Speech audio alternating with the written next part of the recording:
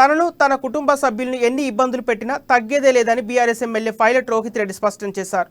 తనను Moinabad farm house కేసులో ఇరికించాలనే ప్రయత్నం చేస్తున్నారని ఆరోపించారు. ఈడీ నోటీసులను ఛాలెంజ్ చేస్తూ హైకోర్టులో రిట్ పిటిషన్ దాఖలు చేస్తారని వెల్లడించారు. నన్ను అరెస్టు చేసిన బీజేపీకి నేను లొంగను, న్యాయ వ్యవస్థపై తనకు పూర్తి నమ్మకం ఉందన్నారు. ఇది బీఆర్ఎస్ సమస్య కాదని తెలంగాణ ప్రజల సమస్య అని రోహిత్ రెడ్డి తెలిపారు.